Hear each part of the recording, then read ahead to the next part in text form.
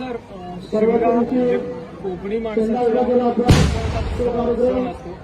राजकारणात तुम्ही अगदी व्यस्त असतात, पक्षाने 12 महिने राजकारण सुरू असतं, पण हा शिमगा तुम्हाला काय देऊन जातो? आज तुम्ही ढोल वाजवला, सण साजरा केला.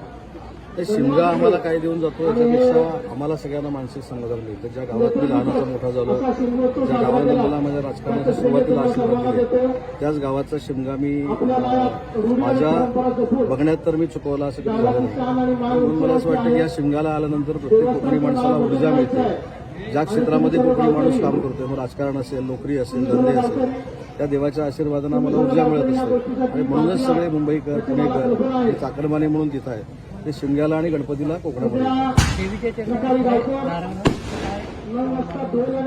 सगळ्यांना सुखी ठेवा आणि सगळ्यांना चांगली बुद्धी दे.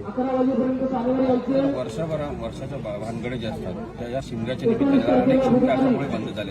काय नाही, मला नाही असं वाटत काही ठिकाणी हे शिमगे बंद आहेत. आता आमच्या गावाची जर परंपरा आपण बघा, हा शिमगा आमच्या खोतांच्या नेतृत्वाखाली चालतो, आमच्या मानकऱ्यांच्या गावकऱ्यांच्या नेतृत्वाखाली चालतो. आणि मी किती जरी मोठा असलो, मी आज राज्याचा उद्योगमंत्री आहे, तरी एक ग्रामस्थ म्हणून, एक गावकरी म्हणून या शिमग्यामध्ये मी सामील होतो.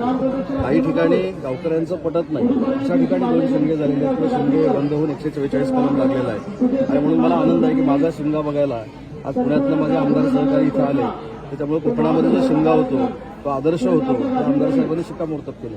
साहेब, मंत्री असून सुद्धा सर्वसामान्य माणसांमध्ये जाऊन ढोल वाजवलेले आहेत.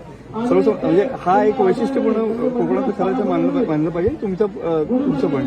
हे सर्वसामान्य माणसामध्ये कोकणात राहिलो तरच मंत्री होता येतं ही जाणीव मला आहे. ज्या लोकांनी मला आशीर्वाद दिले, ज्या लोकांमध्ये मी खेळलो, वाढलो, त्या सणामध्ये जर मी सामील झालो नाही आणि मी कोणतरी मोठा आहे, उद्योगमंत्री अशा आविर्भावात राहिलो, तर भविष्यामध्ये राजकारणात मी छोटा होऊ शकतो याचं देखील मला कल्पना आहे.